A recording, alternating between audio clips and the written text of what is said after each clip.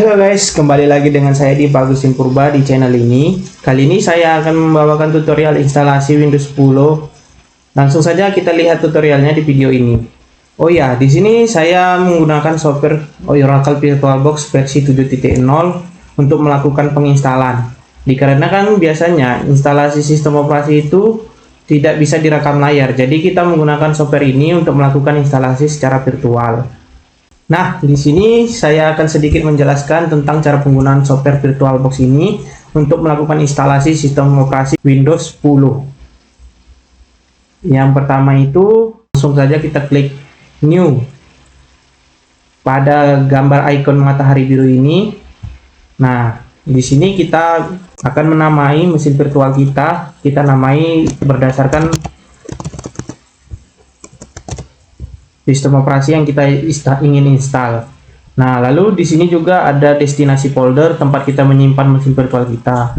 Kita bisa saja menaruhnya secara default atau bawaan dari VirtualBox-nya, atau kita juga bisa mengatur ke destinasi folder yang kita inginkan. Di sini saya ubah ke destinasi folder yang saya inginkan. Nah, untuk ISO image ini kita nggak usah setting apapun, karena ini nanti jika kita setting, dia akan langsung melakukan penginstalan oleh VirtualBox-nya. Nah, namun karena saya ingin memberikan tutorial penginstalan Windows 10, maka saya tidak menggunakan ISO image di awal. Oke. Nah, lalu di sini kita atur di tipenya Microsoft Windows dan versionnya Windows 10 64 bit. Kenapa 64 bit? Karena mesin komputer atau perangkat sekarang itu kebanyakan sudah 64 bit. Karena yang 32 bit itu rata-rata komputer lama. Lalu kita klik next. Nah, di sini kita bisa mengatur RAM virtual dan prosesor virtual. Untuk RAM virtual ini bisa kita ikuti rekomendasi dari VirtualBox-nya atau kita tingkatkan. Nah, di sini saya ingin meningkatkannya menjadi 3000 atau sekitar 3 GB.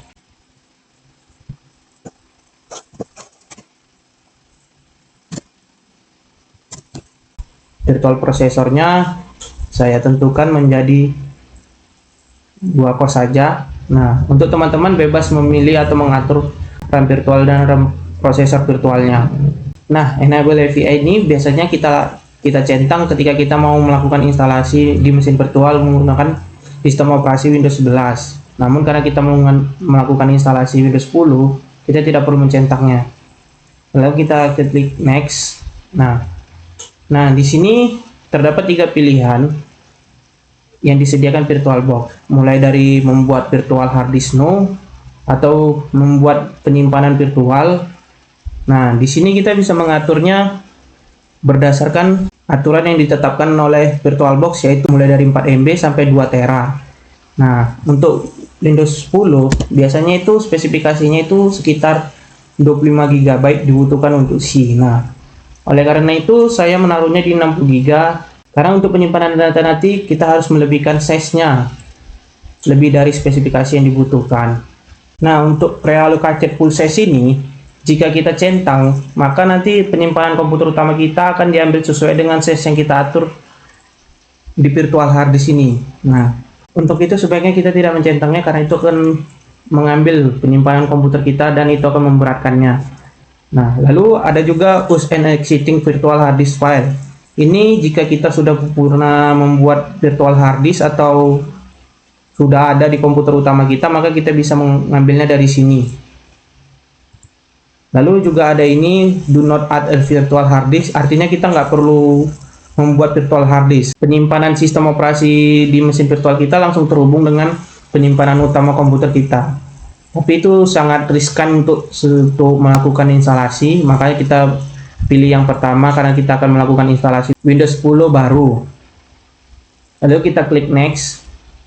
Nah, di sini ditampilkan spesifikasi dari mesin virtual kita, mulai dari OSTP-nya Windows 10 64 bit, RAM-nya 3 GB, virtual prosesornya 2 core, dan virtual hard disk-nya 64 GB. Dan jika kita pastikan lagi, setelah kita pastikan baru kita klik finish. Bisa.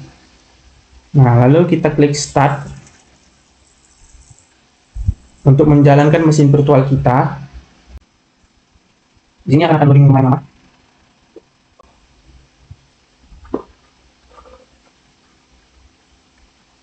Oke, nah dia akan melakukan booting, tapi karena bootingnya gagal karena belum kita masukkan ISO atau file sistem operasi kita. Oleh karena itu kita klik yang ada panah bawah ini, lalu kita klik order untuk mencari di mana kita menyimpan file sistem operasi kita. Ini tergantung dengan tempat penyimpanan teman-teman, di mana teman-teman menyimpan file sistem operasinya. Lalu kita melakukan mount and ready booting lagi atau melakukan restart lagi secara restart ulang. Nah, oke. Oh, di sini saya perbesar saja biar tampilannya jelas.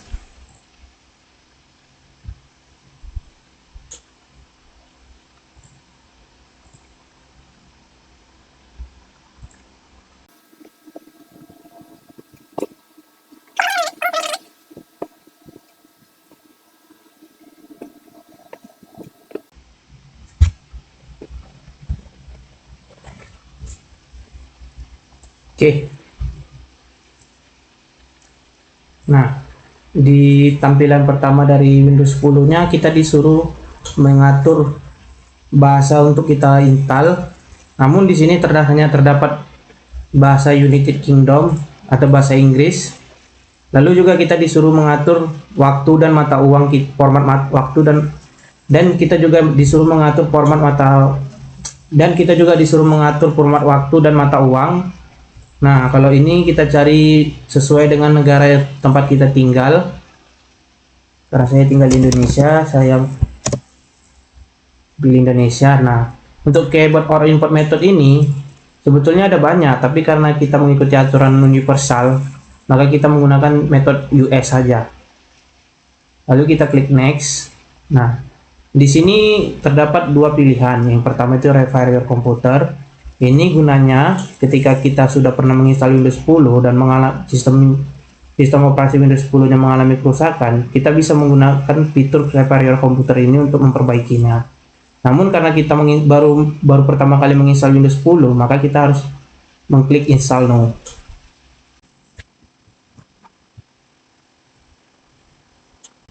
Oke, di sini kita diminta untuk memasukkan produk key dari Windows 10. Namun jika teman-teman tidak mempunyainya, teman-teman bisa saja mengklik I don't have a product key seperti saya. Oke.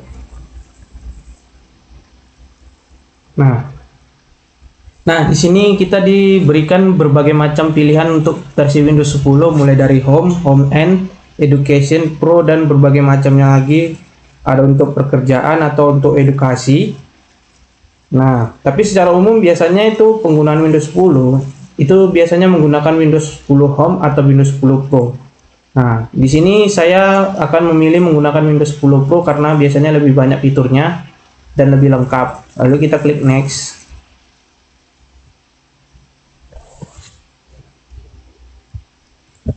Nah, untuk ini pernyataan lisensi dari Microsoft Windows ini sangat banyak. Di sini saya tidak bisa menjelaskannya secara rinci karena ini sangat banyak. Jika teman-teman ingin membaca, teman-teman bisa mengunjungi website Microsoft Windows di Google. Nah, di sini kita setujui saja pernyataan apa yang mereka berikan. Lalu kita klik next. Nah, di sini terdapat dua pilihan. Yang pertama itu upgrade install Windows and keep file and setting and application. Ini tujuannya ketika kita punya Windows di bawah Windows 10, misalnya itu Windows 7, 8 atau XP. Jika kita ingin upgrade Windows 10, kita bisa menggunakan fitur ini. Jadi nantinya file atau settingan atau aplikasi kita nanti yang pernah ada di Windows sebelumnya itu tidak akan hilang dan terbawa ke Windows 10 yang baru kita install. Nah, tapi karena kita melakukan instalasi baru, kita harus menggunakan fitur custom install Windows only, di mana kita harus membagi partisi. Nah, untuk partisi ini awalnya kan dia penyimpanan kita itu tidak dialokasikan, jadi tidak bisa digunakan. Nah, untuk itu pertama kita harus mengalokasikan partisi harddisk virtual kita. Nah, di sini kita klik new saja. Nah, untuk pembagian ini karena spesifikasi Windows 10 itu minimal 25 GB, dan biasanya kita itu bisa menyimpan file atau download atau dokumen dan lain-lain sebagainya, atau software-software itu biasanya kita menyimpannya di tempat penyimpanan dari sistem operasi Windows 10 ini. Maka di sini kita akan melebihkannya. Saya di sini membuat sekitar 40.000 MB atau itu sekitar 40 GB kurang. Nah, di sini kita klik OK aja. Di sini dia terbaca 39 GB. Nah, yang ini otomatis terbuat, dan ini partisi ini untuk sistem. Jadi ini tidak bisa diganggu gugat atau apa, ini memang sudah bawaan dari Microsoft Windows. Nah, untuk ini yang kita bagi tadi, dan ini yang belum dialokasikan atau sisa dari pembagian tadi. Nah, ini kita buat lagi new dan kita apply. Yang nantinya partisi 3 ini kita gunakan untuk menyimpan file atau data yang kita buat atau kita olah di sistem Windows 10 kita. Nah, setelah kita membagi partisi ini, karena kita tadi kan ingin melakukan install Windows sistem operasi di size yang 40 GB yang kita bagi tadi, maka kita pilih yang ini, partisi 2, lalu kita klik next. Nah, di sini dia akan loading, dan ini lumayan lama loadingnya, jadi kita bersabar saja menunggunya.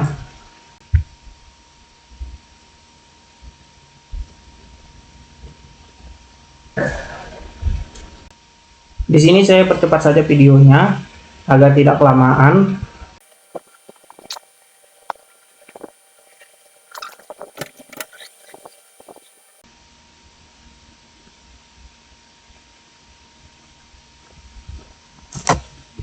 Oke, nah di sini dia akan langsung melakukan restarting ulang secara otomatis. Kita biarkan saja. Nah, kita tunggu sebentar lagi. Abaikan saja jika muncul tulisan press any key to boot from CD or DVD. Karena itu nanti kalau kita pencet barang tombol atau klik apapun, nanti dia akan melakukan reboot ulang.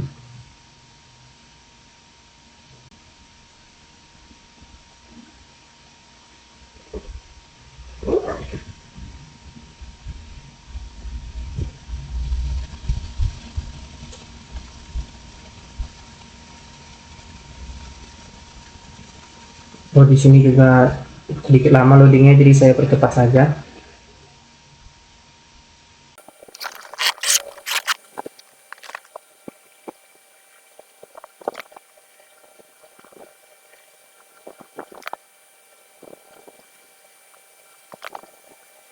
Nah, setelah Windows 10-nya selesai melakukan persiapan, nah kita kembali diminta untuk memastikan apakah negara kita benar atau salah. Nah, di sini dia otomatis memilih Indonesia karena kita tadi sebelumnya sudah memilih Indonesia. Di sini otomatis memilih Indonesia, tidak perlu mencari lagi. Lalu kita klik yes. Oke, di sini juga kita kembali diminta untuk memilih keyboard layout kita. Nah, kita pilih aja UK seperti yang pertama. Lalu kita klik yes. Nah, di sini juga kita ditanya apakah kita ingin menambahkan keyboard lain atau keyboard tambahan. Di sini kita skip saja karena biasanya keyboard tambahan itu untuk penggunaan kantor. Jadi kita skip. Nah, di sini saya percepat lagi loadingnya.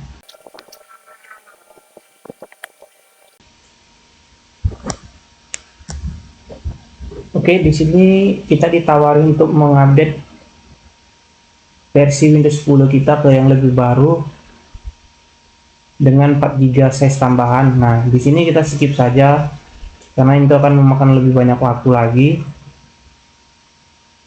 Oke, kita percepat lagi loadingnya.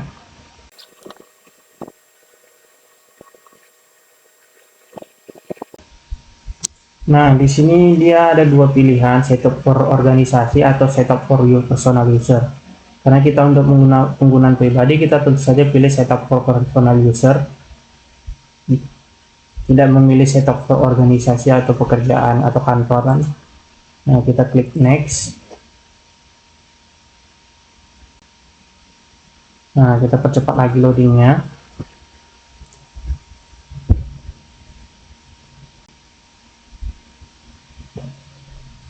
Nah, di sini dia minta kita untuk menambahkan akun Microsoft kita, namun karena kita belum punya atau tidak punya, kita bisa klik next, namun di sini tidak bisa. Oke.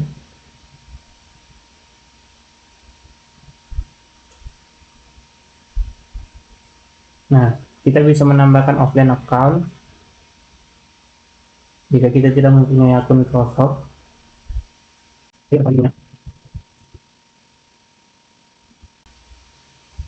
Nah, kita di sini juga diminta lagi untuk melakukan login ke akun Microsoft kita, namun kita di sini abaikan dulu untuk sementara karena kita ingin mempercepat penginstalan kita.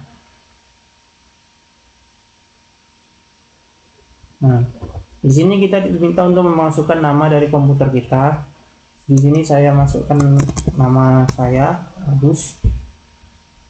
Lalu kita klik next. Nah, di sini kita diminta untuk memasukkan password, tapi alangkah lebih baiknya tidak usah dimasukkan password karena nanti bisa-bisa kita lupa.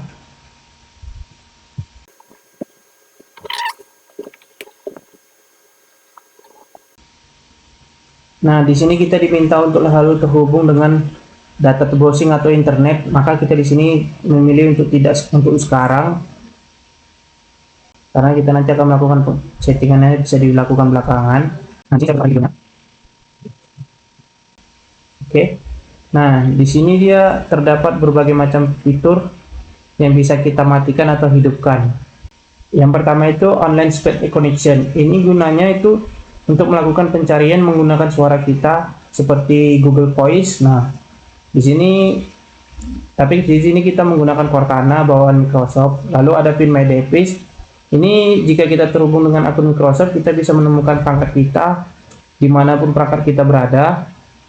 Lalu ada juga inking dan typing. Ini gunanya untuk mengkoreksi tulisan dan ketikan kita. Lalu ada advertising ID, ini untuk pengiklanan. Ada location, ini gunanya untuk melihat peta atau cuaca, menentukan cuaca di sekitar kita. Ada juga diagnosis data, ini untuk mendiagnosa atau menemukan problem yang terdapat di sistem operasi kita. Ada tailored experience. Ini gunanya untuk mendapatkan pengalaman sesuai kebutuhan dan histori jelajah kita. Nah, di sini teman-teman bisa bebas mengatur, menghidupkan atau mematikan yang mana saja sesuai dengan kebutuhan teman-teman. Nah, di sini saya banyak mematikan fitur ini karena saya jarang menggunakannya. Nah, untuk ini saya butuh untuk melihat cuaca setiap harinya, jadi saya aktifkan saja. Nah, di sini juga kita disuruh mengkostumisasi pengalaman kita. Di sini ada di bidang kreatif, entertain, gaming, school atau apapun. Nah, di sini bisa kita centang ataupun tidak. Nah, di sini saya skip saja karena ini juga nanti bakal bisa disetting belakangan setelah instalasi.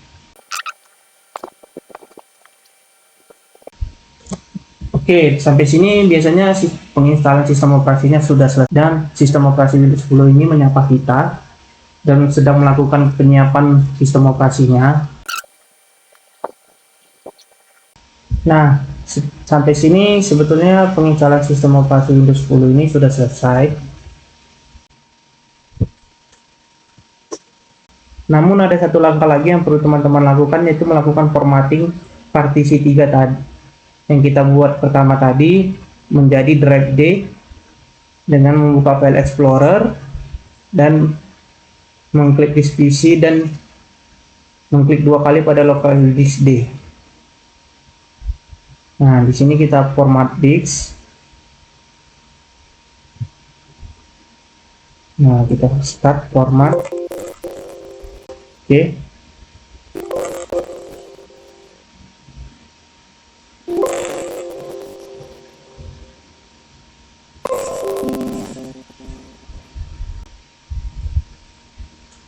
Nah, sampai sini sebetulnya instalasi Windows 10-nya sudah selesai.